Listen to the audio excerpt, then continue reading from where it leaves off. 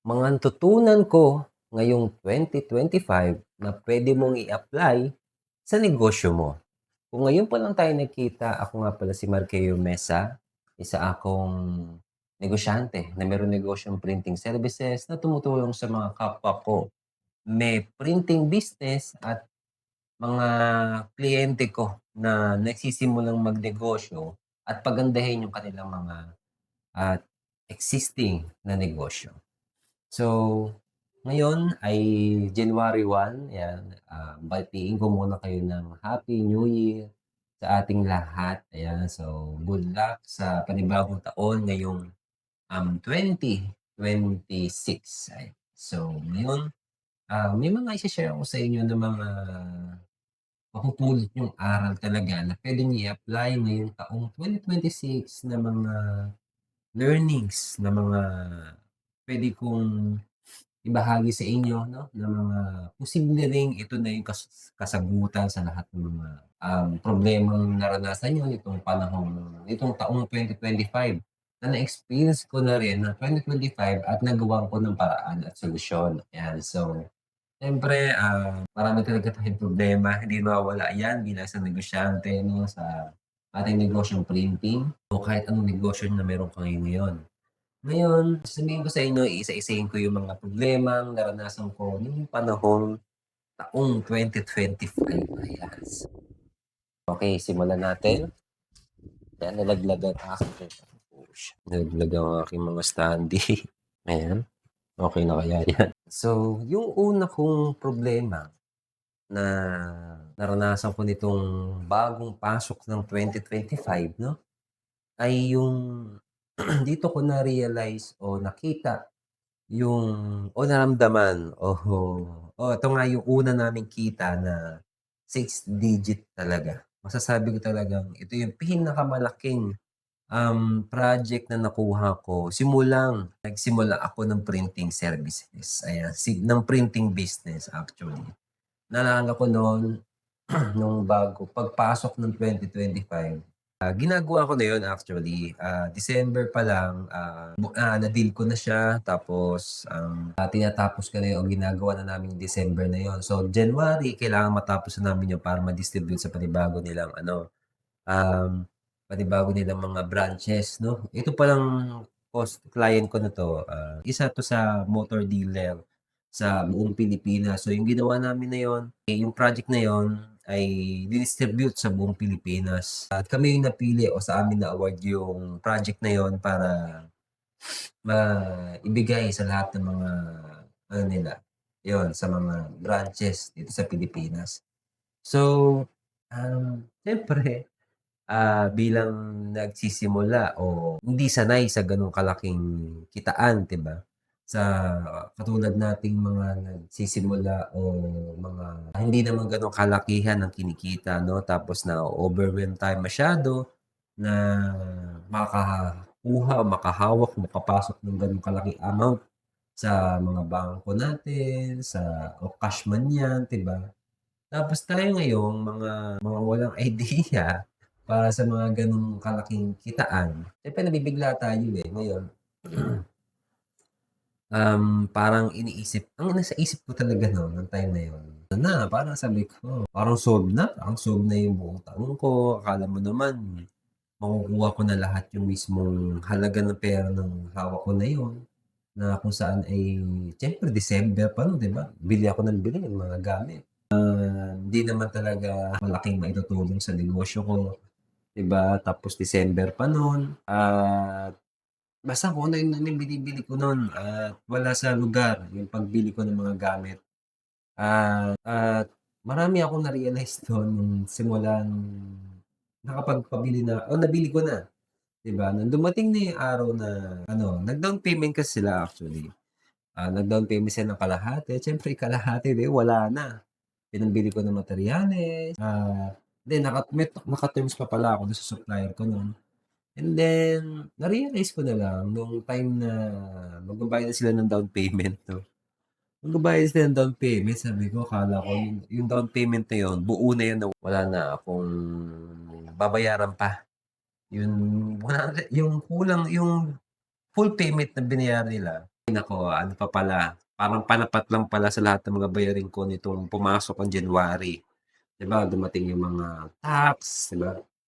Tapos meron pa pala akong mga dapat bayaran na mga utang, 'di ba, yung mga loan na mga hindi ko inaasahan na meron pala at hindi yun naka-record sa akin. Yun yung isa sa nakita kong problema ko dun, na nakatingin lang ako sa kita talaga na hindi ko alam kung may babayaran pa pala ako nitong January, madami ko pa palang mga babayaran. So, ako naman bilis bili, 'di ba? So, ngayon siyempre, na-realize ko rin yun siyempre January, 'di ba, hindi naman gano'n karamihan ng mga papasok na project yan at kakagaling lang sa malaking gastos. So, ayun, mababa ang benta ng January talaga. Actually, January, February, March na siguro kami nakabawi ng mga time na yan o February. Talagang dun ako nilugmok, talagang naging negative talaga kami nun. Tapos dun ko na napagsisihan lahat ng mga ginastos ko nun.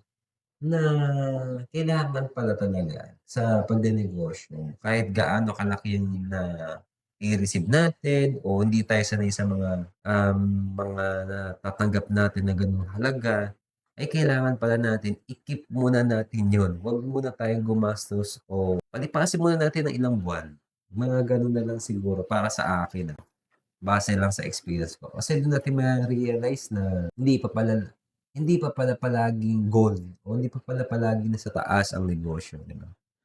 Minsan nasa taas tapos parang nasa isip mo nga nun yung pinaka-target sales mo dati, parang yun na yung sales mo ng buong isang buwan, o 2 buwan. Time na yun na-receive ko yung amount na yun, sabi ko na tapos ang nasa isip ko pa nun, mindset ko nun, FedEx talaga ako nun that time na yun siyempre. Kasi alam ko malaki ang kinita ko dito, ganito, ganyan, malaki yung project na nakuha ko nitong last. So ngayon ako, hindi ako gano'n masyadong hyper o masyadong, naghahanap ng mga customer, 'di ba? Isa yun sa reason kung bakit parang medyo nagla-laylo ako sa mga inquiries, 'di ako masyadong nagma-market, hindi ko pinu-pursue yung sarili ko, pinu-push yung sarili ko na magkaroon ng taas na sales dahil alam ko mataas yung benta nung last month. Siyempre, tapos yun, na-realize ko na lang talaga. Ang dami akong na-realize sa part na yun talaga, na sabi ko pero mas maigi na rin pala na na-realize natin yun kahit ganong maliit pa lang yun para sa akin, Pero ngayon maliit na sa'kin ngayon, pero nung time na yun malaki, Pero it's a part na naranasan ko na sa part dun pa lang sa unang pagkakataon ay na-realize ko na siya. What if pa kaya maraming dumating na mga malaking project at hindi ko siya binigyan ng halaga, baka magkaletse-letse na ang negosyo ko ngayon o baka nagsara na, 'no. Pero mabuti pa lang dun pa lang sa unang problemang dumating sa aking buhay ay na-realize ko na po iyon. Kaya magandang ano rin yun, benefit sa akin na natauhan agad ako sa unang project na na-receive ko yung 6-digit number ng aking negosyo. At siyempre, isa sa ginawa ko nun, not proper management o hindi tamang paghawak ng pera na kung saan-saan ko binibili o wala namang halaga yung binibili ko, hindi naman magbabalik ng malaking impact sa negosyo ko, hindi naman madodoble yung kita ng negosyo ko o hindi mababalik o hindi mare-reinvest sa negosyo ko yung mga pinagagastos ko that time, nung panahon na ako ay kumita ng gano'ng kalaking pera. So yun, tapos natutunan ko na siya na sabi ko, kahit gaano kalaki yung ma-receive ko diyan, stay put lang yan diyan. Tapos nagmo-monitor na ako ng mga expenses. Within 1 month dapat alam ko na agad kung ano yung mga possible na babayaran ko. Yun yung mga nasa ano ko na ngayon, nasa mga naging improve sa akin yung mga nangyayari sa akin, yung mga problema na yan. Lahat ng mga, collections, payables, at ano pa ba, mga income at saka mga expenses na mga pagla-log ay yun isa sa importante. Kumbaga, numbers gaming ang pagnenegosyo. Kapag hindi mo alam kung ano yung numbers ng negosyo mo, hindi mo alam kung paano mo mahahawak yung pera mo na maayos at hindi mo alam kung hanggang saan yung limit na puwede mong ilabas sa pera ng negosyo mo. At dapat alam mo rin kung ano yung mga, ano lang yung pera mo talaga bilang isang empleyado, bilang business owner na hanggang dun lang dapat o stop na dapat. Ayan, so dapat yun yung mga dapat kong i-improve sa sarili ko ngayong 2026 at na-improve ko na naman siya bago matapos ang 2025 'no. So i-improve ko na lang siya ngayong 2026. Kailangan mas maging ano anong tawag dito, maging ano, responsable sa sarili natin, yung tamang pag-manage pa talaga. Mas maano pa talaga, mas tawag dito, mas tali, o mas higpitan natin yung pagha-handle ng pera na akala natin ay pera pala ng negosyo natin.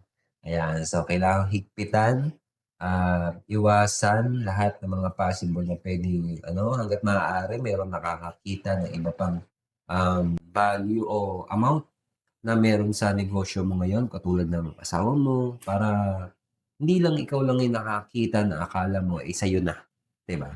'No, at least si misis, 'pag nakikita nila 'yan o alam niya kung magkano yung amount nung, o kaya business partner, ng amount mo ng bank account. So, medyo curious ka na bawasan o iwasan kasi alam mo bisisita. 'Yun yung isa sa panakot ko sa sarili ko para maiwasan na maglabas ng hindi ko naman talaga ano, kumbaga maglagay ka ng sapat o sobra sa sinusuweldo mo, sumusweldo ka sa negosyo mo para alam mo lang kung ano yung dapat mong ginagalaw o dapat gastusin sa buong buwan ng pagtatrabaho mo o lahat ng mga expenses sa pamilya mo, sa sarili mo, at sa iba pang mga luho. So, yun yung mga natutunan ko nitong past year 2025. So, pangalawa yung problema ko nun 'no, nung 2025, patong na yung mga utang namin, 'di ba? Nung 2025, so ngayon ginawan siyempre, hindi maiiwasan naman talaga na, up and down ang negosyo natin at talagang dumating yung point na naghanap na kami kung saan kami puwedeng makahiram. Tapos, ginagawa na namin ng paraan kung paano kami makakakuha sa mga supplier.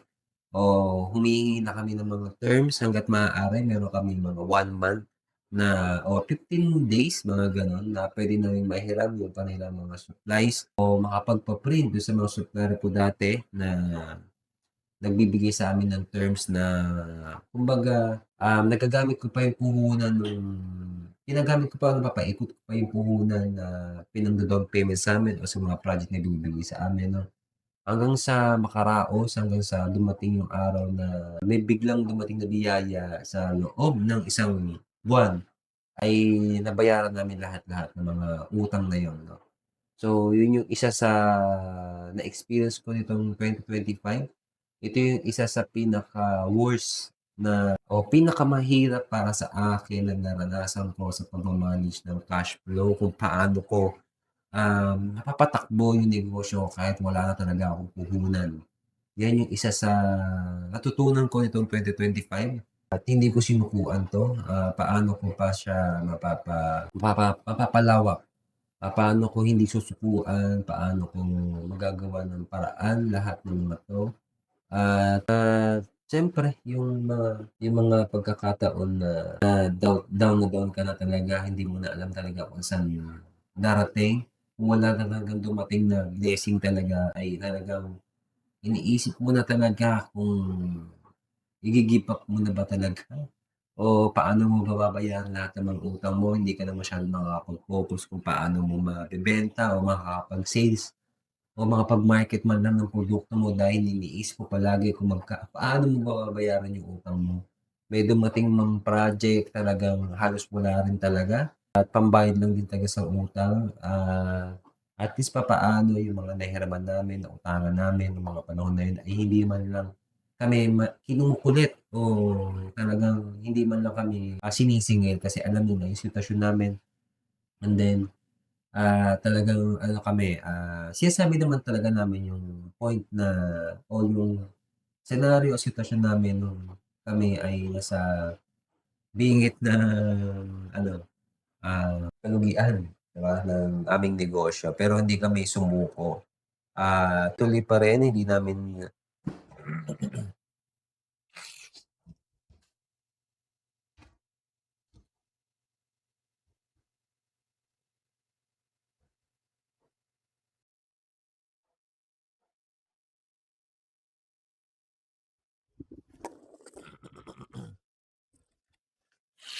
Kahit na puro utang na ako kahit sa empleyado ko, 'di ba?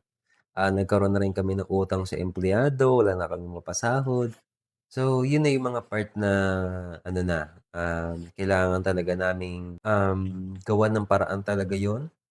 Talaga ano na talaga, kahit sa empleyado nagkaroon na kami ng utang na nade-delay na yung mga sahod nila.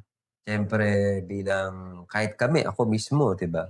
Nade-delay din yung sahod ko, minsan wala kaming sahod sa loob ng isang buwan, 'di ba? Mga 15 days, siyempre may pamilya ako na pinapakain pero kahit papaano nalagpasan namin yung part na yun itong taong 2025. Siyempre isa lang sa nagpalakas talaga sa amin na panahon na yun, nung naranasan namin yun, yung magtiwala ka ng sarili at tsaka magtiwala sa sarili at tsaka magtiwala sa itaas, siyempre kay Lord. Siyempre, hindi tayo pinababayaan at alam niya na kailangan nating maranasan 'to para, masubukan tayo kung kakayanin ba natin yung ganitong klaseng problema at kinaya natin at meron naman dumating na blessing sa part namin nung panahon na yun. At ngayon ay yun yung mga na-realize ko na numbers gaming pa rin talaga. Kailangan alam natin yung numero. Yun yung isa rin sa kailangan talaga na lagi sa'kin pinupukpok at pinapa-realize na kailangan alam mo lahat ng mga dumadaloy ng pera sa negosyo mo.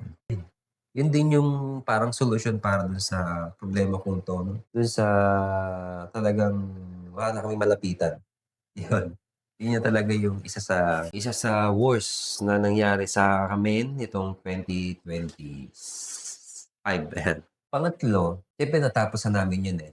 So, yung pangatlo kasi yung nagkaproblema kami sa dinagsa na kami ng projects. Napakadaming projects na dumating sa amin. Yun yung isa sa naging positive na problema, hindi ito negative na problema, positive na problema na hindi ko na kaya mag-isa. Tapos nag-hire na ako ng mga on-call para dun sa mga project na, ginawa namin, mga dumating na hindi ko inaasahan na sunod-sunod. At yun, dito ko natutunan o na-realize na kailangan ko rin pala ng mga empleyado para mas lumaki pa yung income ng negosyo ko. Ito yung isa sa na-realize ko nung time na sunod-sunod yung project. Iniisip ko lang kasi nun kung ako lang mag-isa ang gumawa nun, matagal yung process nung paggawa o pagbuo ng mga project na yun. Kaya ko naman, kaya kong gawin lahat ng mga yun, pero gaano nga ba kabilis kung gawin yun? Okey lang sana kung kaya kong gawin ng isang araw yun, kaya. Pero kung hindi ko magagawa ng ilang araw, isang araw lang yun, mabagal ang takbo ng cash flow. Kumbaga magfo-focus lang ako sa pag-a-assemble nun, hindi na ako makakapag-focus ngayon sa pagma-market at sales. Ngayon, kapag ako ay napatigil sa sales at marketing, ay titigil din ang kita ng negosyo ko. Papaano kapag natapos ang project? Paano kapag susunod na yung project na yun, pero 'pag natapos na yun, eh, wala na palang kasunod at saka lang tayo maghahagilap ng mga kita o mga customer sa panibagong puwedeng ipagawa sa production 'no. Isa rin yun sa naging pagkakamali ko na lumipat-lipat ako nung time na ako pa lang mag-isa o dalawa pa lang kami na kapag maraming project, tutulong ako sa production, ngayon si sales at marketing matetenga. Ngayon, hangga't maaari meron na akong empleyado na, mag-a-assist sa mga sales at marketing ko. At ngayon ako na lang yung magpa-process kung ano yung mga possible na puwede kong i-additional o ano pa yung mga puwede kong iambag sa sales and marketing. Tapos sa production siguro, isa sa nakikita kong possible na puwede kong ma-improve dun ay yung pagbilis ng paggawa o pag-additional ng manpower kung kinakailangan at hindi mag-hire ng mga regular employee para sa mga production staff. Kasi puwede naman tayong tumawag ng mga on-call. Pero ang problema ko nga nakikita kapag on-call siyempre hindi naman gano'n talaga kabilis gumawa, 'di ba? Siyempre kung magpasahod naman tayo kailangan tama din at yun din yung isa sa pinaka-possible na puwedeng maging solusyon kapag meron tayong mga malalaking project na kung saan Kapag meron lang tayong dumating na project, dun lang tayo tatawag ng, mga backup tawag. Kasi hindi naman talaga palaging maraming gawa, 'di ba? Minsan kaya naman ng 2 o 3, pero kapag sobrang dami talaga, dun na ako tumatawag ng additional manpower o sa mga skill na mga may skill o may kakayanan dun sa gagawin naming project. So, dun ko siya inano, in-improve yung sa operations management namin o operation management namin. Isa sa na-realize ko nito na kung gaano kahalaga yung, bilis ng pag-produce ng mga ginagawa naming product o service sa aming, negosyong printing business na meron nga sa'kin nakapagsabi na isa sa kaibigan ko na si Sir Giovanni na kikita tayo hindi dahil sa produkto o sa halaga ng pinresyo natin o sa mura na bilhin nating supplies, 'no? Kikita tayo kung gaano natin kabilis ginawa yung produkto natin o yung serbisyo natin. 'Di ba, dun sa working days, dun natin malalaman kung gaano kalaki yung kikitain natin at yun ang na-realize ko nitong 2025 kung gaano katagal ginagawa yung produkto na yun, ganun din kaliit kikitain kahit gaano kalaki yung amount na yan, kung matagal mo siyang ginawa, maliit ang kikitain mo diyan. Pero dun sa quotation mo, sa tingin mo malaki ang kikitain mo. Pero sa in the long run, while producing that product o services ay mapapansin mo talaga na parang panapat lang o sakto lang minsan, lugi pa dahil sobrang haba ng process na, ginugol mo sa pagbuo na yon. Isa yun sa kailangan kong i-improve kung paano mo mapapabilis at paano ko magagawa ng solusyon yun. Kasi alam naman tayo sa mga printing talaga na customize tayo. Hindi natin alam kung ano yung mga susunod na gagawin natin sa mga gustong ipagawa sa atin ng mga client natin na mga panibagong project o sana kung, pamilyar na o nagawa na dati. Kahit sabihin na nating hindi gano'n kaparehas pero at least, madaling gawin, 'di ba? Kasi kung basta ang gugulo kasi ng mga project na nagagawa namin. Ito lang na-realize ko 'no, iba't ibang style o iba't ibang process na hindi kadalasan ginagawa ng ibang mga printing business. Gano'n ako mag-check o magtanggap ng project talaga. Kaya siguro dun ko rin na-realize na tumatanggap ako ng mga project na hindi karaniwang ginagawa ng ibang mga printing business owner. Ayan, so magulo o sadyang ma-creative talaga ang mga utak ng mga printing business at kung ano-ano na lang pumapasok at kung ano-ano na lang ang mga tinatanggap dahil napakarami ng puwede naming gawin na puwedeng pagkakitaan sa pagnenegosyo ng printing. So, sa sobrang daming project at hindi na namin na-manage ng ayos sa operation. Kaya ngayon ay ginagawa namin ng paraan at nagawan ko ng paraan at sana ma-improve ko pa 'to sa darating na bagong taong 2026. Siyempre pang-apat, meron tayong ito yung isa sa personal na hindi ko mawala-wala sa sarili ko, yun yung pagiging isang perfectionist, ayan. So ako, bata pa lang ako talaga, high school pa lang talaga ako. Kahit college o nagtatrabaho pa lang ako no'n ay napaka-perfect ko na ho talaga. Napakaselan, kailangan napaka-detailed o perfect, kailangan tama lahat. Ganyan yung ako mag-isip 'no, kahit naalala ko nung nagtatrabaho ako no'n 'no, nagtatrabaho kasi ako dati sa isang, Japanese store. So, ako yung nagde-design ng mga product, so nag-a-arrange ng mga ganyan. So, ako napakadetalye. Akala mo naman parang engineer na kailangan mong sukatin ng kailangan straight 'yan, kailangan yung space niyan kailangan pantay, mga gano'n. Oo, kailangan equal. 'Pag tinignan ko yan sa mata ko kailangan pantay, kailangan pare-parehas yan. Kapag hindi pantay papauwi ko sa'yo yan. Gano'n ako ka-perfectionist dati. So, sa printing ngayon, sa negosyo kong printing 'no, gano'n din. Bawat makita kong maling maling guhit o maling tuldok na makikita ko sa mga pinapagawa 'no, 'pag mararami lang naman na paulit-ulit na gano'n, do'n nakikita ko yung sobrang selang ko pagdating sa mga ginagawa namin dito. At Hindi ko masasabi kung ano 'to, magiging, magandang improvement, pero sa tingin ko maganda naman. Pero ang nakikita ko lang medyo negative ay bumabagal yung proseso o medyo nasosobrahan ako sa stress kapag, lahat ng mga detalye na nakikita ko na para sa akin ay mali, napupuna ko agad. Yun yung isa sa nakikita ko sa aking sarili na puwede kong i-improve, na medyo bawasan ko ng pagiging perfectionist 'no, pero siguro yun yung isa sa nakikita ko na kailangan kong improve. Pero kahit papaano medyo di na ako masyadong nagiging maselan at makita ko lang talaga na maayos at kahit yung maliit na tuldok kasi di naman tayo perfect, 'di ba? Tapos kapag ang ginagawa na lang talaga na possible na puwedeng masolusyunan kapag meron kaming nakita o may nakita si client na mali, ay puwede naman naming ulitin yung mismong ginawa namin. Siguro yun na lang isa sa pinakarason na puwede kong, puwede naming i-considered o ilagay sa warranty 'no. At siyempre, kailangan dun pala na-inspect na bago dumating kasi sa client na o ako hindi na ako nag-i-inspect, ayan. Kahit yung staff ko na lang siguro mag-i-inspect para at least ay sila ang ma-stress, hindi ako.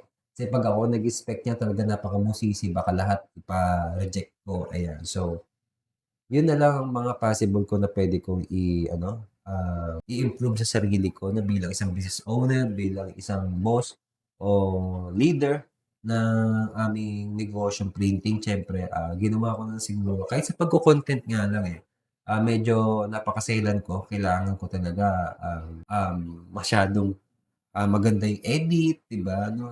Tapos, kailangan maayos yung mga captions, yung mga gano'n ba. Pero ngayon na-realize ko na lang talaga na makapag-post na lang ng kahit ano 'yan, kahit 'di naman gano'n alam kong hindi naman walang manonood, pero pino-post ko pa rin o wala man lang akong kaayos-ayos pagdating sa aking mga porma o pananamit, kung ano lang yung masabi ko o ang maisip ko nung araw na yun, vi-video ko na lang o ipo-post ko na lang bigla. Ini-edit ko na lang din sa cellphone na lang, hindi na ako nag-e-edit o tina-transfer pa sa computer. Dati kasi napakaselan ko pa, hindi ko muna i-edit 'yan, kailangan sa computer ka. Problema nga lang, wala akong nai-a-upload. So ngayon, kahit papaano araw-araw nakakapag-upload na ako ng mga kaganapan sa buhay ko o hindi ko na siya kahit paano na 'yan, kahit meron akong mga maling nasasabi o may mahabang hindi ako nakakapagsalita, post na lang 'yan. Hindi na katulad dati na i-edit ko pa talaga, perfect talaga kailangan wala akong mga blankong salita o mga paulit-ulit na salita. So gano'n, medyo na ako naging realistic, ayan yun na isa, naging natural sa sarili, naging realistic na lang kung ano yung nakikita niyo sa video mismo, ayun na yung mismo, wala ng edit na 'yan. Basta yun na yung mga ano, may matuto man o wala, basta mai-post ko lang yung mga possible na puwede kong maiisip sa araw na yun o sa mga iba pang araw, 'di ba, o mga naiisip ko pa na puwede kong i-content na hindi ko alam kung may matututunan nga ba kayo, pero malalaman ko 'yan sa comment section kung magko-comment ka ngayon, ayan. So, comment mo naman sa baba, ano yung mga na-experience mo ngayong 2026 na puwede mong i-share sa amin, na possible na meron din kaming matutunan o ma-realize kapag sinend mo o nag-comment ka sa comment section sa baba. So, yun lang. Yun yung mga 4 na puwede kong i-share sa inyo at napakarami pang iba na mga na-realize ko at mga natutunan ko na sa panahong 2025 'no. So, yun lang yung 4 na possible na puwede kong, malaking maipulot sa inyo o mai-experience niyo rin o na-experience niyo na o ma-experience niyo pa lang ay kailangan niyo talagang, maranasan din talaga 'yan. Mararanasan niyo 'yan actually kapag negosyante talaga kayo ay isa 'yan sa mga kailangan niyong maranasan, hindi puwedeng hindi. Kasi pare-parehas tayo ng mga problemang darating, pero iba't ibang paraan o solusyon yung dapat nating gawin sa bawat, problema o aktwal na nararanasan natin sa ating mga negosyong tinatayo, 'yan. So, hindi lahat ng mga problema o solusyon ng mga kapwa nating printing business o mga kapwa nating mga nagnenegosyo ay parehas, ang solusyon ay nakadepende pa rin sa mismong aktwal na nangyayari sa buhay mo bilang isang negosyante, ayan. So, yun yung isa sa puwede kong, paniguradong, tama, ayan.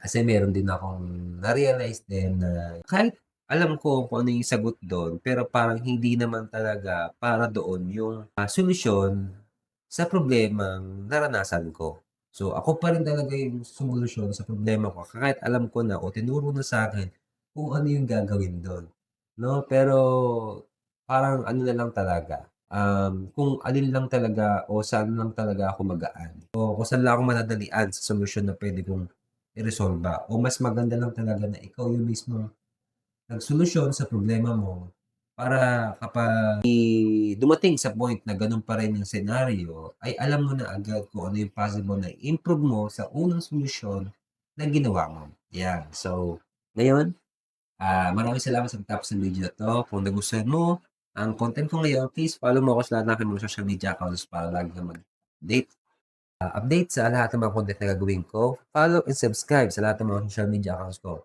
Ayan, so yun lang at Happy New Year again. So galingan natin ngayong 2026. So iwanan natin yung mga negative ngayong 2025 noong nangyari sa 2025. And then, galingan natin sa ating mga negosyo and then at God bless sa ating lahat at ingat at bye-bye. Sa susunod na content, so marami pa akong i-she-share sa inyo ngayong 2026. Yun lang at maraming salamat po and God bless.